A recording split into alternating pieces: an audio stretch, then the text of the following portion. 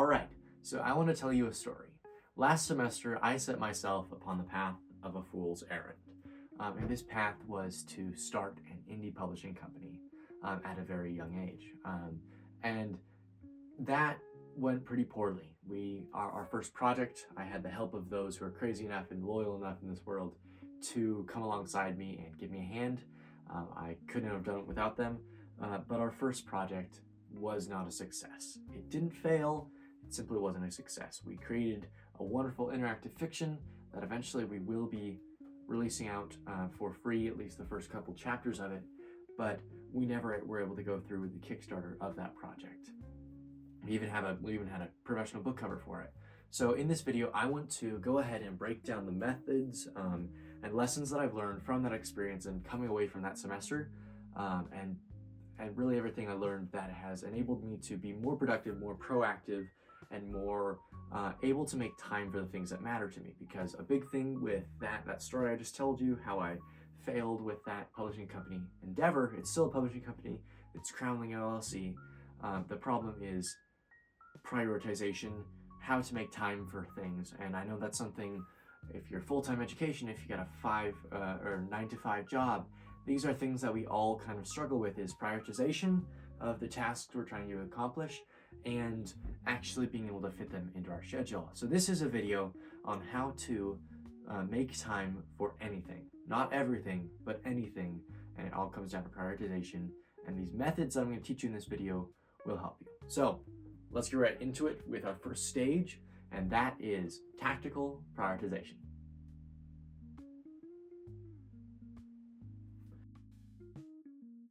All right, so tactical prioritization. It is very hard to spell, and it is hard to say sometimes, but basically what tactical prioritization is, and I learned this from the author of Do Hard Things, A Teenage Rebellion Against Low Expectations by Alex and Brett Harris. I was listening to a lecture from Brett Harris on writer's block, and as a Christian, it's very important for me to read my Bible every morning. It's kind of the saturation of my ideals and values every day. And he made a very good parallel. And that was, let's just say, for a less niche side of the audience, let's just say, you really, really want to spend time with your family, okay?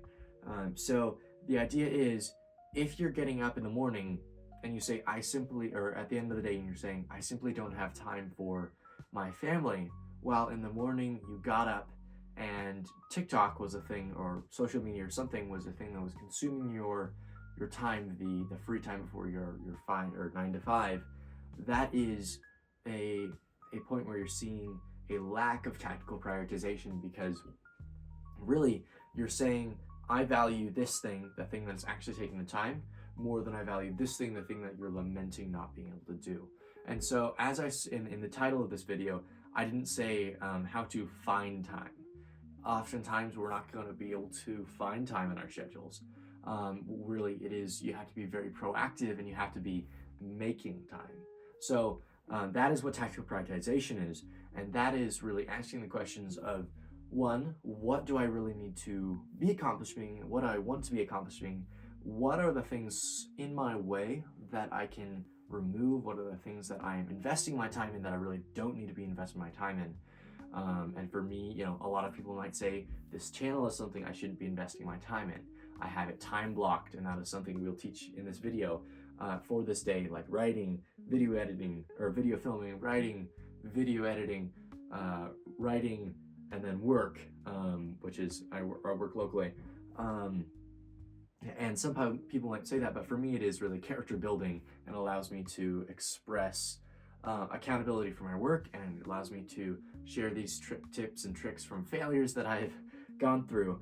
And so really it is a question of prioritization. Are you prioritizing what is most important to you? All right, let's move to our next tip.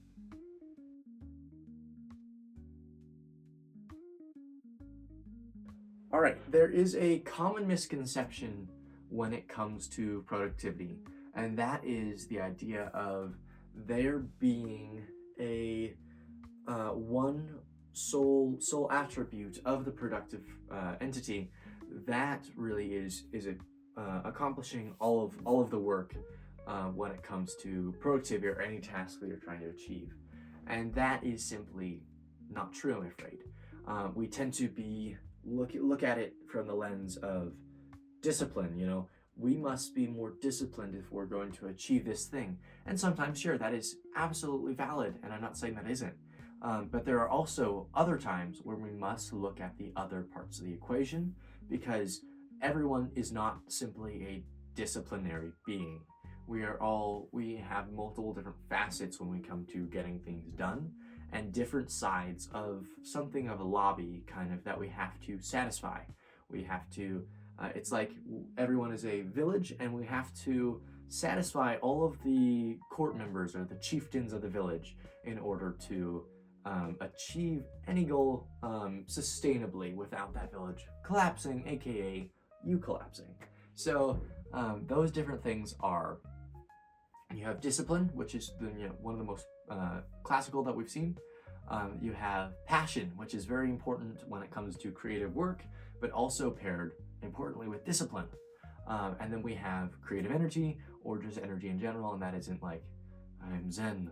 That is, are you following your chronotype? Are you doing all these different things that are like, I have all my energy in the morning when my batteries recharge from sleep. That's when I'm most creative. That's when I'm most passionate. That's when I get these things done. So it's really pairing those things. And then I think there is also just not necessarily this fourth one, but kind of realism. Like, this pairs back with my previous point. Are you being tactically prioritized when it comes to your goals? Are you arranging those properly? Because all of these three things, or four if you're going to count that last one, have to pair with each other. Right now I'm in English Composition 2, and I'm kind of learning a lot about, we've been going over a study of Locke's kind of all of his treatises, and you can see how law should all be looking at it from the filter of, is this violating this natural right? Is this thing, it's all these things act as a lens, and we can use these kind of different ideas of, there's discipline, there's energy, there's motivation. Motivation was the fourth one I was looking for. There we go, motivation. And there's passion, and all of those things we need to be looking at one another and kind of throwing them all together into that one lens that we can view our work through. Because discipline is great. You could theoretically do a 10-hour writing session. I'm a creative writer by trade, if you don't know. And you wouldn't be very productive because your energy is going to peter out very quickly. And your passion is going to suffer because of that. So how could you change that? Are you going to, okay, let's say you're actually going to write right after getting up, or, for me it would be like, get up, read the Bible, and then write in the morning before all my family gets up. And then I'm going to take a break, and I'm going to do some planning, and I'm going to try and make my writing sessions as fun as possible, because I'm trying to appeal to all of these different sides of my productive self. I'm trying to be like, okay, disciplinary self. Yes, we can't do anything besides writing when we have it marked in our calendar for writing. And then motivation self, I'm actually getting myself all hyped up for this scene, because a policy for me that I'll do a video on eventually is that, like, every 1,000 words, for me, something exciting has to happen. Not necessarily like, every 1,000 words, that's roughly like 2 pages, someone's shooting a gun at someone or something like that. It's more like, okay, he's walking past the barracks. What can I do to show more character, show more about this character, make it engaging and fun for me to write? And then I'll do that, and it's really, really fun to do for me, and that is appealing more widely to all these different sides of myself. Okay, let's move into the last kind of section of this before we wrap this up, and that will be kind of most practical and easy to implement today, and I encourage you to do so, and that is time blocking. All right, so what is time blocking?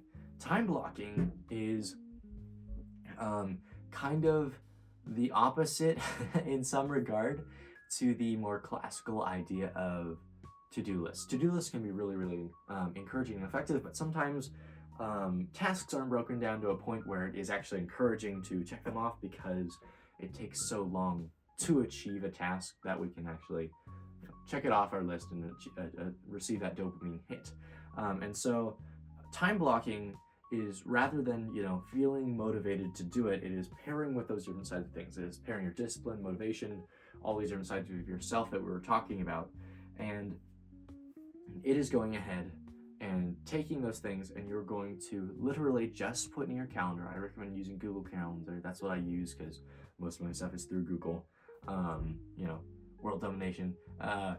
What you literally just do is you find those areas in your calendar where you can put little work sessions.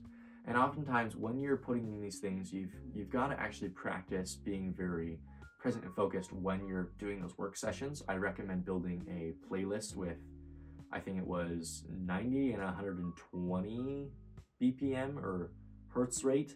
I did a short on it recently that was like the optimal focus playlist. You can find that on my channel. It's the focus playlist. And having that where you turn this music on only when you're going to be working, because it kind of when your body hears that music, it's like, oh, it's time to work. I have to settle in. I have to do this task, and you're going to feel really, really terrible when you start doing that. But eventually, when you start time blocking, it is very liberating. So I recommend that you go ahead, check out Ali Abdaal and the Cajun Koi, or is it just Koi channel? I don't remember. And their videos on time blocking and using the Google Calendar more effectively. I'm not going to focus too much on it in this video, but let's move into conclusion. All right, you reached the end of this video. Congratulations. That means you're more disciplined than most people clicking on this video. That, or you simply have poorer taste than most of the selective viewers. Hope it's not the latter. Anyways, so thank you for watching. If you'd like to learn more or just follow the journey of this channel and me as an entrepreneur and entrepreneur with that publishing company I mentioned, feel free to subscribe or sign up to my email list in the description below. I also have a free course available in the description below through a link that is how to write 1,000 words a day effectively and more enjoyably and build a sustainable writing habit that can push you forward on your authorial journeys or on simply your creative journeys if you're scripting videos, etc. It's been such a pleasure having you here today, and I hope you'll tune in to the next video. Blessings.